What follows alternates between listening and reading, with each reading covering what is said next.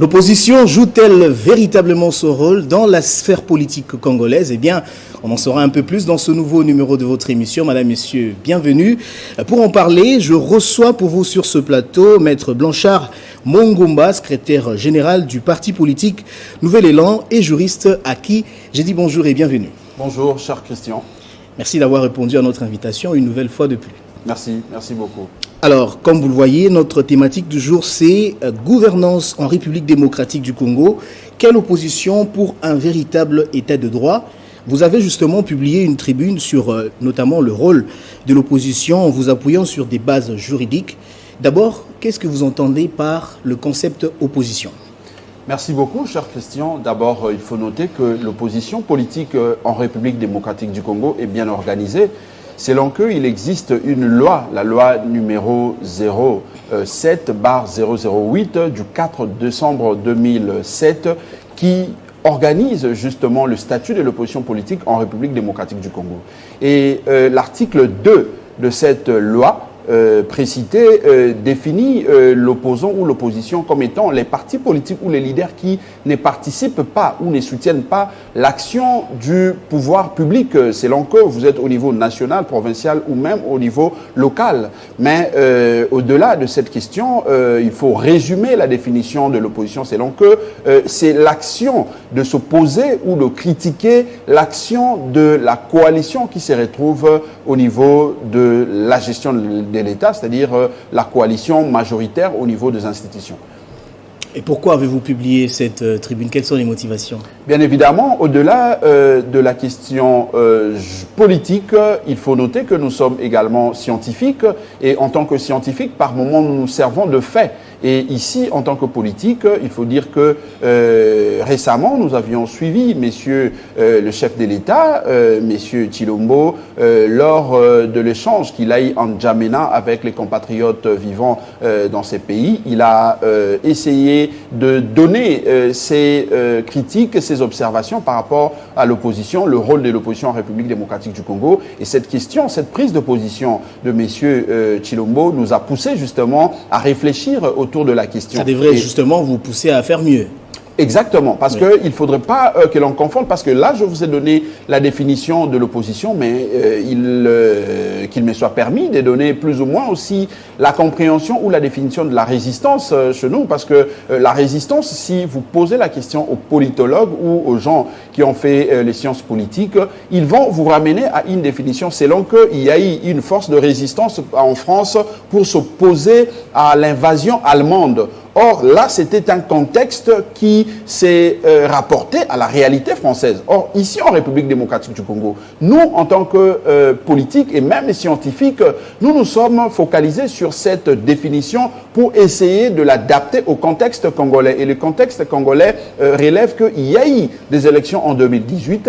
Et ces élections de 2018 ont fait que les parti ou la coalition qui gouverne aujourd'hui est contestée par un bon nombre de partis, dont mon parti politique, ce qui fait que nous contestons la légitimité et de ceux qui sont à la majorité et de ceux qui sont minoritaires, c'est-à-dire dans l'opposition, ce qui fait que nous considérons que nous sommes dans la résistance, selon que nous considérons qu'ils se sont accaparés à une légitimité ou à un pouvoir du peuple, alors qu'en réalité, ils ne devaient pas se retrouver là. Et toutes ces questions nous ont poussé justement à faire une étude scientifique pour essayer de clarifier cette définition de la résistance, selon que nous sommes en République démocratique du Congo, en définissant aussi l'opposition, en se basant justement sur les bases constitutionnelles et légales dans notre pays, en essayant de confronter aux faits pour voir si l'opposition joue tel son rôle en République démocratique du Congo ou l'opposition ne joue pas son rôle, selon que ça a été dit par messieurs Tshilombo. Alors, d'après, dans un contexte de l'état de droit, comment devrait se définir l'opposition dans un contexte de l'état de droit? Dans le contexte de l'état de droit, il faut noter que l'opposition a trois rôles. Le rôle de critiquer, le rôle de proposer et le rôle justement de contrôler. Et c'est ces trois rôles qui résument justement le rôle et la mission de l'opposition. Mais maintenant, ces questions ou ce rôle sont-ils joués en République démocratique du Congo selon que nous sommes un État de droit, un État démocratique? Moi, je dis, bien évidemment, ces rôles est joué parce qu'il faut sortir du contexte aussi. Parce que ceux qui critiquent l'opposition aujourd'hui se réfèrent ou ont tendance à voir ce qui s'est passé hier à l'époque du maréchal Mobutu. C'est donc qu'on avait un régime dictatorial et face aux pratiques, aux actes d'un régime dictatorial, il fallait aussi opposer de la résistance selon qu'il fallait casser, il fallait brûler, tout ça. Et les gens ont tendance à comparer justement les deux époques. Donc l'époque de la dictature et l'époque de la démocratie aujourd'hui, selon que nous avons une si j'essaie de vous comprendre, vous voulez dire qu'il y a une autre façon de faire l'opposition? Une façon pacifique, parce qu'il existe une loi. Et dans cette loi, il faut dire qu'il y a tout un chapitre, chapitre 2, qui parle de devoirs et de droits de l'opposition. Donc l'opposition ne peut pas se confondre à la barbarie. L'opposition ne peut pas se confondre à, je ne sais pas moi, des actes de groupes de pression qui posent des actes par moments incontrôlés. Où devrait s'appliquer cette opposition au Parlement? Bien évidemment, l'opposition s'applique au niveau du Parlement. Voilà pourquoi je fais les distinguos entre l'opposition et la résistance selon le contexte congolais. C'est vrai, d'aucuns diront que la loi numéro 07/008 du 4 décembre 2007 définit l'opposition selon qu'elle peut se jouer au sein des institutions, c'est-à-dire au niveau du Parlement, tout comme en dehors des institutions. Je suis bien évidemment d'accord avec eux, mais là c'est dans un contexte selon que le parti qui n'est pas dans les institutions était allé aux élections, il n'a reçu aucun député, il n'a aucun poste, mais il ne conteste pas la légitimité de ceux qui sont aux affaires. Mais ceux qui se considèrent comme résistants sont ceux qui étaient allés également aux élections, mais par après, ils ont constaté qu'il y a eu des choses qui se sont passées selon que ça n'a pas respecté les règles démocratiques, ça n'a pas respecté le principe républicain et du coup, ils renoncent, ils dénoncent même la marche, d'où la résistance face et à ceux qui gouvernent, et même à ceux qui sont dans l'opposition. Donc c'est ça la nuance à faire. D'où l'opposition, selon la loi, c'est le fait de ceux qui sont aux institutions, et même ceux qui pourront être en dehors des institutions. Alors, mais qui ne contestent pas la légitimité. Oui, j'apprécie justement l'approche pédagogique dans laquelle vous abordez cette question. Mais j'aimerais savoir quel est le distinguo qu'il y a entre l'opposition radicale et l'opposition républicaine. L'opposition républicaine, déjà l'opposition républicaine, comme son nom l'indique, c'est dans un cadre républicain. C'est-à-dire qu'il y a de textes qu'il faut respecter, il y a une majorité, il y a une opposition. Et vous, en tant qu'opposition, puisque vous avez la minorité et votre minorité se confond à ce que nous appelons opposition, vous devez jouer votre rôle de critiquer, de proposer et de contrôler ceux qui gouvernent parce qu'il en va de l'intérêt du peuple, puisque ceux qui sont aux affaires ne doivent pas se sentir très à l'aise, trop à l'aise d'aller au-delà de ce qu'ils sont censés faire. Tandis qu'une opposition radicale, c'est cette opposition qui ne se fie pas au texte républicain. Et vous, ils vont au-delà. Nouvel Élan se positionne comment ? Dans l'opposition républicaine ou dans l'opposition radicale? Le Nouvel Élan se positionne dans la résistance. C'est-à-dire, je dis que le Nouvel Élan est allé aux élections en 2018.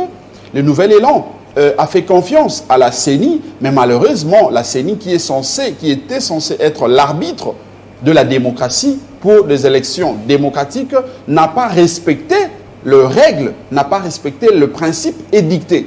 Ce qui fait que Nouvel Élan s'est retrouvé dans une situation qui ne nous permet pas justement de reconnaître ces élections selon que ça a été organisé dans le norme, d'où la résistance, d'où en tout cas la contestation. Nous contestons le résultat, nous contestons la démarche, la procédure telle que... Quelle est la relation actuelle de Nouvel Élan avec Martin Fayulu? Bien évidemment, le Nouvel Élan est les idées de Martin Fayulu. Oui, oui. Tous nous nous retrouvons dans la Mouka comme étant de résistants. Nous sommes dans la résistance. Alors, l'une des raisons pour lesquelles vous êtes critiqué, vous, l'opposition, c'est que vous ne menez pas suffisamment des actions de terrain. Comment vous réagissez par rapport à ça? Non, mais c'est ça justement, cher Christian, la différence ou la nuance que nous devons apporter. Mener des actions de terrain n'est pas synonyme de se comporter en barbare, n'est pas synonyme de casser, de brûler, de, je ne sais pas moi, aller piller les histoires d'autrui. Non, parce qu'à l'époque, il faut noter que nous étions habitués plus ou moins à ce genre d'actes. Il faut les décourager, justement. Effectivement, nous les décourageons parce que nous sommes ici dans une démarche qui consiste à encourager la jeunesse et même la classe politique de lutter, de mener la politique, mais tout en restant républicains.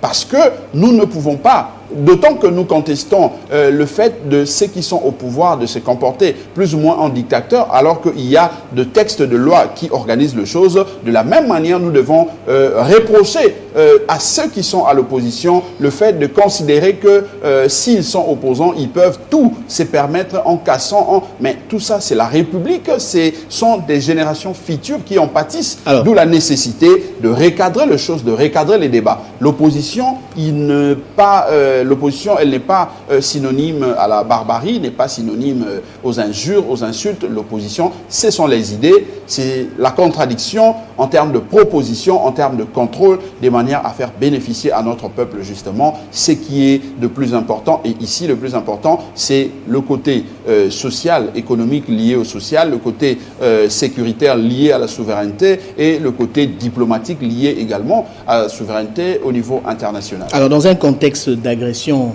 ou de guerre, quel est le comportement que devrait afficher l'opposition dans un pays d'état de droit selon vous? C'est justement de soutenir, premièrement, nos FRDC et de faire de propositions de manière à sortir le pays de cette situation de guerre, parce que il faut dire que là, il s'agit de l'agression ou il s'agit de frontières de la République qui est menacée, et il ne s'agit pas de guerre politicienne ou des débats entre acteurs politiques, d'où la convergence vers une même vision qui consiste à préserver le sol du Congo. C'est pas pour rien que le Nouvel Élan, mon parti politique, lorsque le pays se sent menacé dans la partie est de notre pays, nous n'hésitons pas une seule fois pour faire de propositions concrètes. Ici, je crois que je peux faire allusion à la dernière la tribune, l'avant-dernière, je crois, de l'ancien Premier ministre Adolphe Muzito, lorsqu'il parle justement de l'érection d'un mur de séparation entre la République démocratique du Congo. Je vous ai reçu justement au sujet exactement, donc nous avions fait une proposition concrète avec chiffres à l'appui. On a également parlé d'une enveloppe, toujours l'ancien Premier ministre Adolphe Muzito, et cette idée a été portée également par mon parti politique, le Nouvel Élan.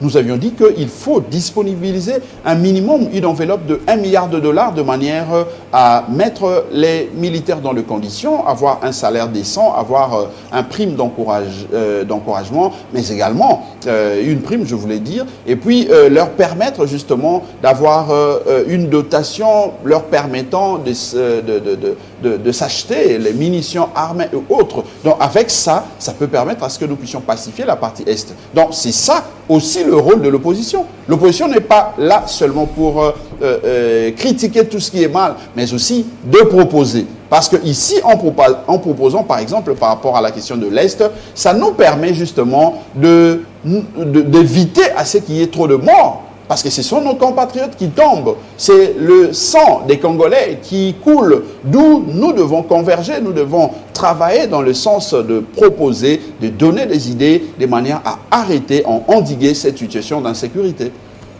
Alors, j'ai lu votre tribune in extenso et intégralement. Vous avez posé une question à laquelle je n'ai pas trouvé de réponse jusque-là. L'opposition congolaise est-elle faible ou forte ? Cette question m'amène justement à évoquer la théorie que j'appelle la théorie de la phase naître et des terres. Vous savez, lorsque vous êtes en électricité, dans le domaine de l'électricité, vous ne pouvez pas avoir la lumière, l'électricité, si ces trois forces ne se mettent pas ensemble. Vous devez avoir la phase, vous devez avoir le naître et terre. Si l'un de ces éléments ou l'une de ces forces manque, vous n'aurez pas la lumière. Ce qui fait que l'opposition, dans un État démocratique, si nous pouvons considérer que l'opposition n'est pas forte. Nous les considérons ou nous les constatons selon que l'opposition n'est pas à mesure ou manque de contradicteurs. Pour pas contredire. forcément d'arguments, parce que oui. lorsqu'en face, vous avez une majorité qui n'a pas d'idées, qui n'a pas de propositions, qui n'est pas fertile en termes d'idées, l'opposition également... Exprimez-vous.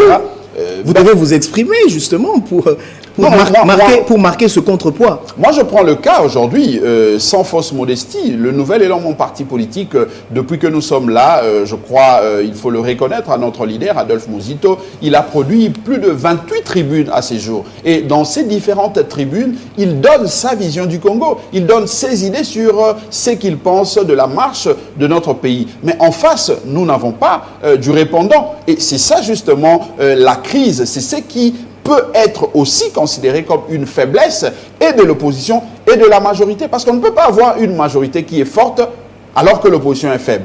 Si la majorité est forte, ça veut dire que la majorité a un programme et ce programme doit être critiqué, doit être contrôlé et l'opposition doit faire de contre-propositions. Ça permet à l'opposition d'exister et ça permet également aux forces que nous appelons ici alternatives, les forces de la société civile, de s'assurer qu'en face, nous avons les protagonistes, les gens qui se battent pour avoir le pouvoir. Et nous, en tant que société civile, nous devons contrôler leurs actions, leurs dires et leurs faire. Or, si ces deux forces ne sont pas efficaces, la troisième force aussi ne pourra pas être efficace. D'où la nécessité d'encourager que nous puissions avoir en République démocratique du Congo des partis politiques qui sont porteurs, qui sont en tout cas qui portent les idées, parce que c'est sur base de ces idées que la République pourra marcher. Et si ces idées fait à ce que le peuple choisisse une partie ou un nombre de partis politiques pour exercer le rôle de la majorité au pouvoir, ils seront contredits, contrôlés par ceux qui sont minoritaires et étant minoritaires, ils vont jouer le rôle de l'opposition, ils vont contrôler et la société civile sera là pour essayer de juger les deux forces. Est-ce que l'opposition joue son rôle selon que la majorité avait promis, par exemple, un budget de 10 milliards, puisqu'il n'arrive pas à le présenter? L'opposition critique-t-elle cette façon, cette vision, cette façon de faire? Est-ce que c'est ça? Donc nous devons avoir les trois forces en action et toutes les forces doivent jouer leur rôle pour permettre à ce que et l'opposition et la majorité soient fortes et même la société civile de manière à faire bénéficier à notre peuple le retombé de cette façon de faire démocratique pour justement faire avancer en tout cas la démocratie. Alors on ne peut pas ne pas en parler, le pays est en guerre, le pays est agressé par le Rwanda. Quel est justement votre point de vue? Parce que en fait, pas plus tard qu'il y a quelque temps, l'ONU venait justement de reconnaître que la RDC est agressée par son voisin, à savoir le Rwanda. Est-ce que vous pensez que cette reconnaissance peut permettre à ce que on puisse mettre fin à cette crise qui frappe la partie est de notre pays?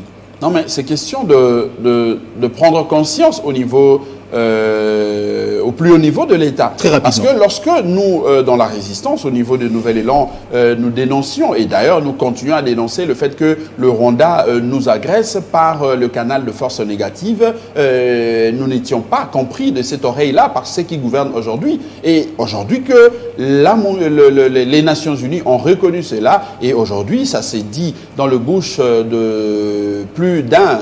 Je crois que nous attendons maintenant voir l'attitude, le comportement de ceux qui gouvernent aujourd'hui, parce qu'avant, ils ne voulaient pas comprendre les choses de cette manière-là. L'adversaire, l'ennemi est en face, il est bien connu, bien identifié, mais notre attitude était un peu dubitative. Maintenant que les choses sont claires, nous voulons que le pouvoir actuel, le régime actuel, se décide de manière à arrêter justement cette situation. Et nous, au Nouvel Élan, nous avions dit que pour ce faire, il faut une armée forte. Il faut avoir une armée capable à faire la guerre, parce que sans cette armée, nous pouvons recourir aux forces mixtes, aux forces extérieures, MONUSCO et autres, mais la solution ne pourra pas venir d'eux. Alors, un mot rapidement pour chuter, un mot sur le parti Nouvel Élan, un mot avant de chuter. Le Nouvel Élan s'organise mieux aujourd'hui. Les élections, c'est dans une année. Très bientôt, effectivement. Donc, le Nouvel Élan aujourd'hui nous déployons, nous travaillons dans le sens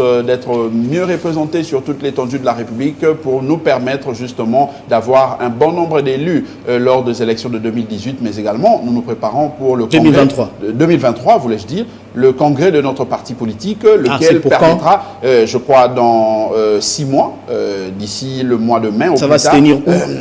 Ça, ce n'est pas encore défini parce qu'il y a une commission qui est d'arrache-pied, qui travaille d'arrache-pied pour nous donner tous ces détails-là. Donc, je crois que c'est ça, justement, c'est que le nouvel élan s'emploie à faire maintenant. Parce qu'en 2023, comme vous le savez, nous sommes déterminés à aller aux élections. Et pour ça, nous voulons que ces élections aient lieu dans le délai constitutionnel, des élections libres, démocratiques et transparentes pour voir qui ou quel est ce parti qui a une vision, qui a un programme, lequel programme pourra faire avancer le pays. Déjà, l'ONU commence à émettre des doutes. Maître Blanchard Bongonda, merci d'avoir répondu à notre invitation. C'est à moi de vous remercier. Je crois que vos interventions vont vraiment aider l'opinion qui vient de nous suivre et ainsi que les téléspectateurs à travers le monde de comprendre le véritable rôle de l'opposition en RDC. Merci. Merci à vous tous de nous avoir suivis. Restez fidèles au programme de Télé 50.